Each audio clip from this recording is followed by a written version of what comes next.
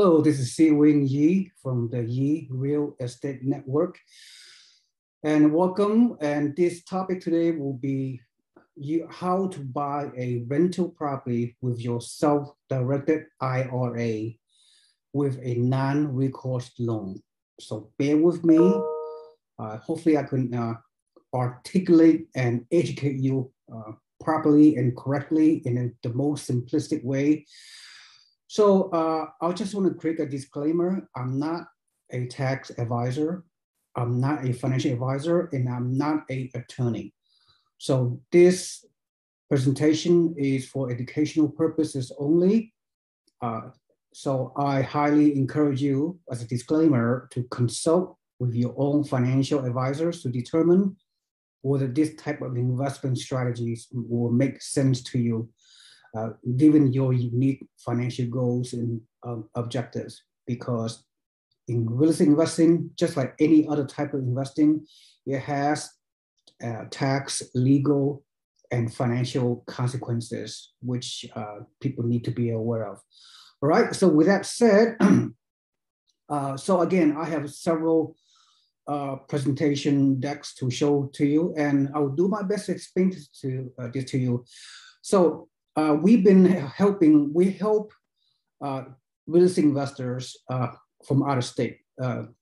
Physically, although we're located here in the San Francisco Bay Area, we help real estate investors, mom and pop real estate investors from all over the country to buy cash flow investment properties in different part of the U.S. All right. So with that said, let's begin. So I'm going to skip over a few things. I'm not going to go over because it'll take, I don't want to take 2 hours. I just want to take 30 minutes to go over everything. All right. So we're going to use, I know a lot of you out there, you have some IRAs, right? You may have a previous employer 401ks, or you may have individual IRAs in your traditional stock market or mutual fund portfolios. So all I'm gonna challenge you is you can potentially transfer your portfolio, liquidate your current portfolios, facilitate the paperwork, and find yourself a self-directed IRA custodian, and that have the ability to do real estate, okay? And most traditional financial institutions, they cannot create a self-directed IRA for you, all right? So anyway, so with that in mind, I'm gonna share my screen. And the first thing I'm gonna share is, nope, not this one. The first one, in fact, I think I've already done it.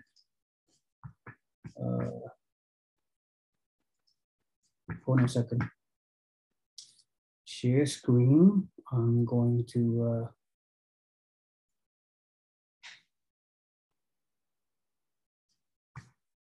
where is that?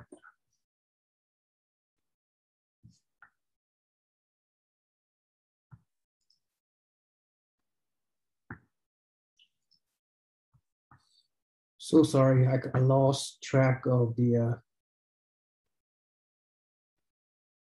oh, right here. All right, here it is, so sorry.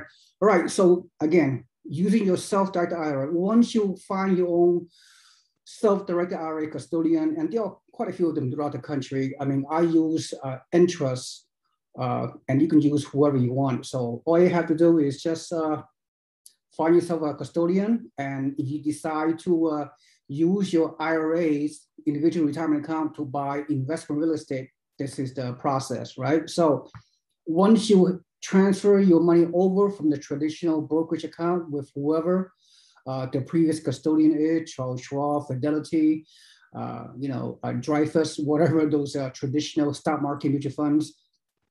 And if you want a potentially higher return, more leverage using IRA, you may do so. So you're just putting a different investment inside your IRA. It's that simple. It's a lot of paperwork process. You know, you can do this at the comfort of your home. So Using the benefit of self-directed IRA allow you to take control of your investment choices, allow you to diversify your IRA into hard assets as opposed to pure mutual funds or stock market, which many of you perhaps think is too risky and you want to diversify. So putting hard asset, a real turnkey rental property into your self-directed IRA really makes sense, all right? So with that said, so once you transfer over, it'll take you a few weeks. Once you transfer over X amount of IRA into the self-directed IRA account, then potentially you could take control of it and direct the custodian, and then you can find yourself a rental property to buy. So it's a cash for cash. So really, you are maintaining the tax benefits associated with IRA, right? I mean, you go through the same scenario, meaning you still get tax deferral, the rental income, the cash flow, you still you reinvest it on systematically into the IRA, and then the appreciation of the property itself is also tax deferral. Then if you wait just like a regular IRA, you follow the IRS rules. If you once you reach the age 59 and a half, you could potentially trigger the rental income, right? And of course, at that time, you pay the taxes on the amount of the withdrawal to achieve your retirement income stream, whatever. However, if you just like a regular IRA, if you take the money out too soon, before the age 59 and a half, you may have to pay a 10% early withdrawal penalty.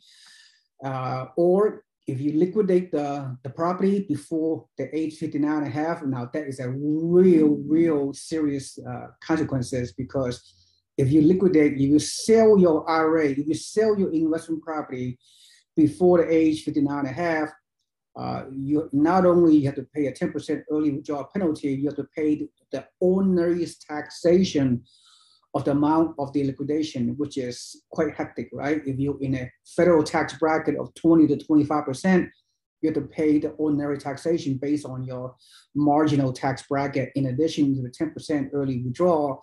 So basically, I mean, that decision could cost you 30, 40% or more in taxes you have to pay to Uncle Sam. So when you buy a physical asset, a rental property, a single family home, a duplex, triplex, or fourplex in the name of the IRA, you have to think long term. So if you're age 40 right now, so this is a long-term investment horizon. You have to invest in your IRA, hopefully for 20 years or more, up until age 59 and a half, then you can do whatever you want. You don't have to take the money out at age 59 and a half. At age 59 and a half, you can draw the rental income, whatever the amount is, and achieve retirement and pay the ordinary taxation on the amount of the withdrawal. So if you sell your IRA asset inside the IRA after the age 59 and a half, you no longer need to pay the 10% early withdrawal penalty because you are already over the age of 59 and a half, okay? So with that said, so let's assume that you transfer over. In this case, let me give you a real life example. This property is $50,000 single family home located, doesn't matter where, right? It's an investment property. This is an actual case. This is a Niagara Falls, New York. So the price of this property is $50,000. So all you have to do is using your IRA, buy in the name of the IRA this $50,000 property, right? So simple. So your custodian will do all the paperwork, and you open up escrow, right? And you write the contract with the seller, in this case. And then once you once you close escrow, so this property is inside your IRA. So your IRA is buying this property, not you, right? So you have some inherent asset protection already because it's under the IRS guidelines and rules and regulations and tax code, whatever. So whenever you buy an IRA, you're not buying under your name. So you do not need to have for your credit to be run. You don't have to submit your W-2. You don't have to submit your bank statement. You don't have to submit. You don't have to go through a credit report because the IRA is buying the property, not you. Okay. Furthermore, again, don't quote me. This is just for educational purposes. You could make an argument that since the IRA is a tax account, tax deferral account, you have some inherent asset protection. So anything bad happen to your property inside the IRA, the worst case scenario, the IRA own the property. They cannot come after your personal assets, all right? Your personal assets that you own under your name, any other financial instruments you own under your name are not legally impacted in terms of litigation, in terms of whatever, because this particular property is under your IRA's name, right? So let's conclude this particular transaction. You bought this property all cash with your IRA, and so let's run through the numbers. This property rents for $675 per month, which has a very good return, right? So at the end of the day, once you receive this 600, how much? This monthly rental income, $675. I'm making a lot of assumptions, so bear with me. So then you have your monthly taxes on this property, insurance, property management fee, whatever, right? At the end of the day, you have since you have no mortgage, you have at the end of the day, at the end of the month, you're getting a net monthly cash flow of $457. You see that? Your monthly gross income minus your monthly debt obligation, your taxes, insurance, and property management fee, and a few other maintenance and upkeep, and maybe even some vacancy situations is all calculated. So this $457 per month net monthly cash flow are being invested inside your IRA the following month, tax deferral. You pay no taxes, all right? So when you file your federal and state tax returns, this investments, this house investments inside your IRA, you do not have to report it on your federal tax return. It's non-reportable, right? So some of you are asking, how come I cannot depreciate the depreciation and all the debt obligations to reduce my income subject to taxation? But yeah, only if you buy a property outside your name, within your name, then you can deduct depreciation and past losses, all those kind of things. But in this case, you're buying properties inside your IRA. You're already receiving the tax deferral component in accordance with the IRS rules and regulation associated with the IRA. Does that make sense? So this income monthly, $457, are reinvested inside the IRA, gross tax deferral. Any kind of appreciation that you receive from holding this property long-term, once again, is growing tax deferral. No tax reporting is necessary during the accumulation and growth phase of this property. So the projection is at the end of the first year, this IRA will trigger, $457 times 12 months will trigger $5,491, right? You have gained a passive income monthly net cash flow to $5,491. So your total investment, including closing costs, buying these properties inside your IRA is $54,000. So $5,491 annual net cash flow divided by your total investment of your IRA, your total $54,000 IRA equals what? Equals your return on investment right here, total return on investment, 12%. You're getting a double-digit return on this physical asset, rental property, single-family home located in Niagara Falls or wherever, right? So double-digit return, can you get that in the stock market? Probably not, because you know what else? We have not even factored in potential appreciation, 2%, 3%, 4%, who knows, right, in the future. And then we can anticipate the rent will increase over time, right? Inflation.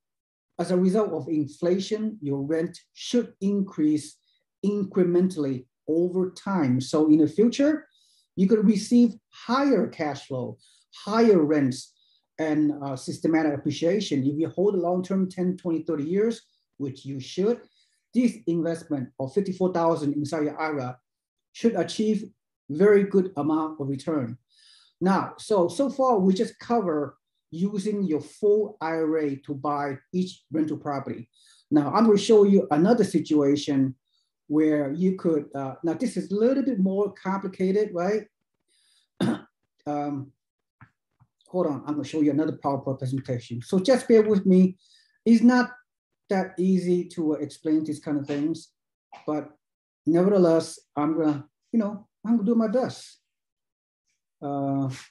So now, I don't know whether you're a newbie or experienced investor.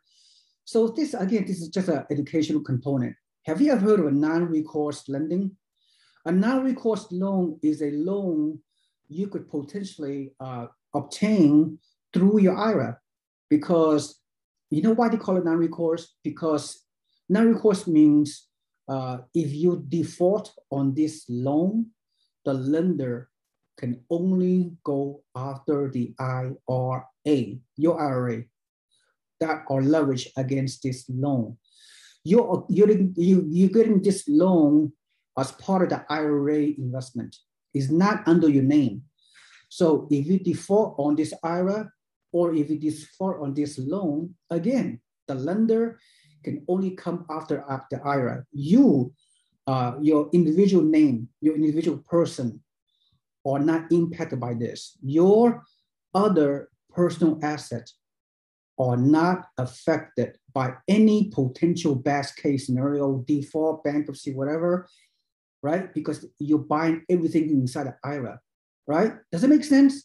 Again, consult your legal, tax, and financial advisors to go over the situation. I'm not giving you any kind of, professional advice. This is just an educational situation. So now some of you are thinking, you do not, so this non-recourse loan is a powerful strategy. Okay, you just can't get this kind of information from anywhere. So our organization, I've been doing this for 20 something years, the risk investing, and I have a fair amount of knowledge. So I have helped several hundred investors over the years to not only assist them in buying a rental property inside the IRA, but using the non-recourse lending to leverage the IRA to buy more property than what their original IRA can allow them to. All right, okay. This may sound very complicated, but again, I'm trying to do my best to uncomplicate, to simplify, and just to speak your language, if you will, right? So non-recourse lending, by the way, there's only one non-recourse lender in the country that can do this, and this is the name, okay? I'm being transparent. First Western Federal Savings Bank is an only non-recourse lender that can obtain a loan to stretch your IRA, to leverage against the IRA so you can buy more properties, all right? So you have to go with the lending guideline, right? A non-recourse lender, in this case situation, they are willing to let you borrow 40, 50% loan to value against the IRA when you decide to buy investment property, right? So you know what? So you have to comply with the underwriting requirement, which is, to some of you thinking of, of strict, yeah, maybe not. So they can only lend, the non-recourse lender, on very desirable property that can cash flow. You can't buy any kind of property in any part of the US and think this lender going to underwrite that loan. So they can only underwrite, single family homes to 1 to 4 units, right? They do it nationwide. Loan to value 60%, and any kind of a single family home, 40% down with the IRA minimum, and 60% non-recourse lending, right? 40-60 ratio, if you will. If it is higher than 5 units, if it is commercial, it must be 50-50. Does it make sense? Hopefully, they're not going to underwrite other kind of property like a manufactured home or a luxury condo or land. I mean, or see, they don't underwrite these kind of properties. Mobile homes, raw land, motels, fix and flip. They don't do any of these. So they are very, in a way, they are very cautious, very conservative. They only underwrite properties that are cash flow, like that, the rent to value ratio must be correct. So really, basically, the kind of property you buy in the Midwest or in the South or Southeast pretty much fits the requirement. If you're going to buy a very high price home in the western portion of the U.S. expensive markets, where the rent are low relatively to the purchase price, they're not going to underwrite the loan because you can't cash flow in those markets in a country. So in the Midwest, and especially South and Southeast, Florida, Texas, North Carolina, these are primary areas that show good cash flow situations, affordable rents versus the price, right? So let me continue. So for the sake of discussion, let's use the 50-50 proposition. So in this case, the additional underwriting requirement for the minimum loan amount they're willing to do is $40,000, which is somewhere in here. Where is it? It's mentioned on this presentation, on this illustration. Let me see where it is. You're right here, right? The minimum loan size is 40,000. The maximum is 1 million. So if the minimum down payment is 40%, which is IRA, and 60% non-recourse loan, and the loan limit is 40,000, just do the math. I'll do it for you. So if you're going to buy investment property around $100,000 or more, you can use a non-recourse loan through this organization, right? So if you buy investment property, which is IRA, that are less than 100,000, you have to pay full purchase price, all cash with the IRA. Does it make sense? Think about it for a moment. The minimum loan amount is 40,000, right? And the minimum down payment on the IRA is 40%, and then 60% non-recourse LTV, loan to value. Then approximately the minimum purchase price is 100 grand. So what if you could buy an investment property, which are IRA, that are more than 100 grand, maybe even 200,000, 300,000, 400,000, whatever. You could essentially use the full IRA to buy that piece of property that costs 100, 200, 300, 400,000, right? Or you can leverage your IRA, get a non-recourse loan to leverage your IRA to buy more property with less IRAs. Does it make sense? I think you understand, right? Okay, I know the loan amount, by the way, the loan you're gonna get, once again, is not under your name. You do not have to pull your credit, right? You do not have to submit a full doc loan like you normally would when you buy an investment property under your name using a loan, right? This is a non-recourse loan through the IRA. The lender, this lender can qualify the loan with the IRA, the name of the IRA, once again, all right? Okay, I want you to clearly understand that.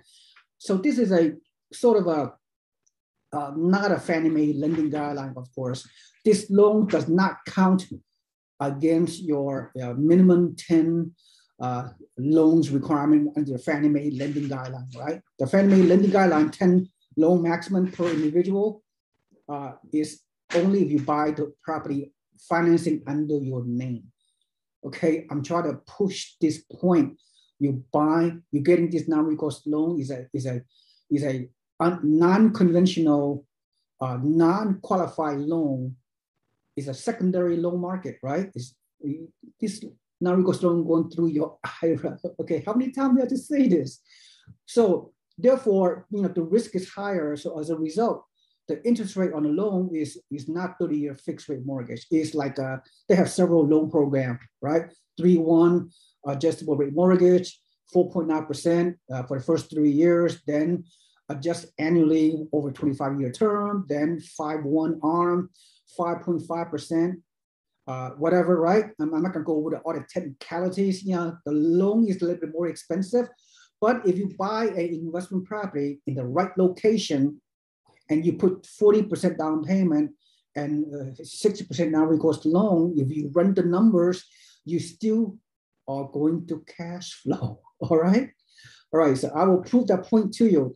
Now, I'm not going to discuss the other fees. The other fee is somewhat minimal. Its cost of doing business is not gonna, it's not a huge red flag. It's the cost is the cost. What can you do? So there are two types of property you can buy using a IRA with non-recourse loan, right? And one, I'm going to prove it to you. This is also a real property, right? So let's say you found a property in Chattanooga, Tennessee, for example, for $135,000, right? And it rents for $1,150 per month. So right off the bat, this is a cash flow situation, right? That means the rental value is reasonable. It's a cash flow situation. The rent to value ratio is almost 1%.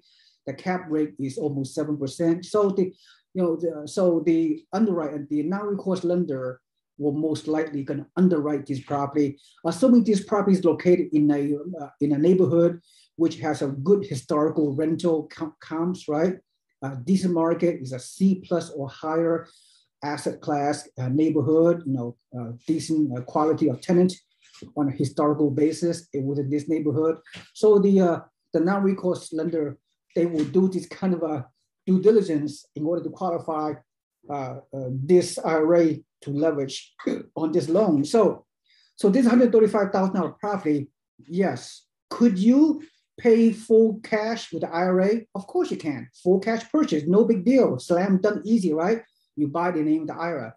What if you're smart? You want to leverage with debt, right? Good debt, a non-recourse loan debt against the IRA. So you go to underwriting. Let's assume you qualify, right, for getting the non-recourse loan at I'm going to use 50% down payment with the IRA and 50% non-recourse lending, right? 50% multiplied by $135,000 purchase price. Your total down payment from your IRA is around $67,000 plus your closing cost of $5,000 equals your total out of pocket from your IRA of $73,000, and a non-recourse loan lender gonna lend you the other $67,000 at 5.5% interest rate, right, on the non-recourse loan rate and terms, right, and then you see the monthly payment $383. Follow me, right? The numbers make sense. If it rents for $1,150, right, then let's say you close escrow on this property, okay, and then when you receive your first monthly check, the $1,150 from the tenant, what you do is you will deposit this $1,150 into your IRA account, right? Okay, then your IRA will pay the taxes on a monthly basis, taxes, insurance, property management fee, or any kind of maintenance they may come up. So your monthly debt of $352 plus $383 of the mortgage payment from the non-recourse loan equals whatever which the IRA could pay for this monthly debt obligation, $383 plus $3 whatever. So at the end of the day, $1,150 of your gross rent minus your debt net operating, your mortgage and your debt obligations.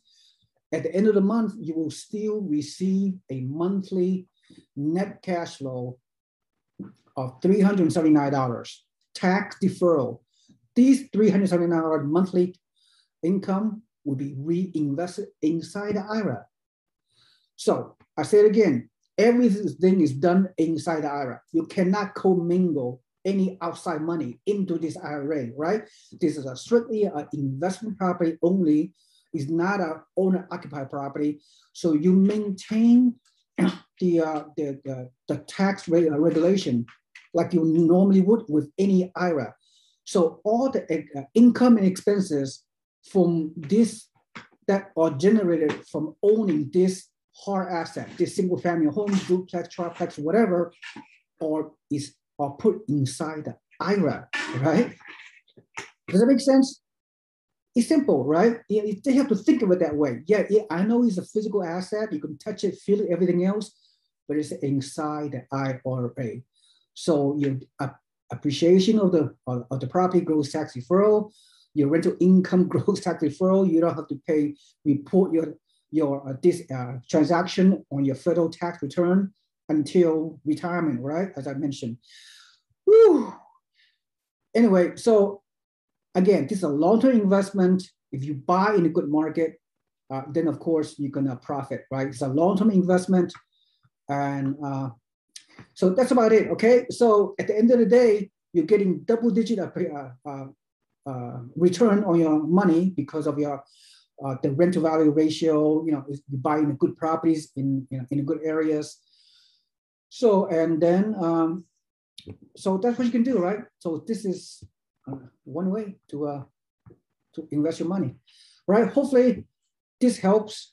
At the end of the day, again, let me recap. Okay, all you gotta do, it's not that simple. It's not that easy. I mean, it's not that hard, really, right? To recap, you could reallocate your traditional IRA money or your previous employer's 401k. You can roll that over into a self-directed IRA. The only retirement plan you cannot use to buy rental property is your current employer 401k. All right, I want to make that very clear. However, if you quit your job or if you retire, then by law, you can roll over those 401k into a self-directed IRA and use your IRA to buy rental property with all cash, or if the rental property is higher than 100 grand, you have the option to leverage against a non-recourse loan to to leverage your money even further and still cash flow on those properties. Does that make sense? So if you want to buy a better property, a new construction property in Austin or Central Florida or Cape Coral or Raleigh, North Carolina, those new construction costs like $300,000. As a matter of fact, I'll show you why not. Let me show you the final pro forma. Okay, this property is in a fast-growing metro of Raleigh, North Carolina. And the property is $330,000. Okay, at today's price. Single-family home, very nice. The property rents for $2,200. So you have a choice of using $330,000 of your IRA to buy this house all cash in the name of your IRA. Okay, now you're smart. You watch my podcast. I educated you properly, so you can get a non-recourse loan through this lender, and 50% down. No, 40%, right? Minimum down payment 40%, and the non-recourse loan is 60% loan to value (LTV), right? So 40% multiplied by 330K is 138,000.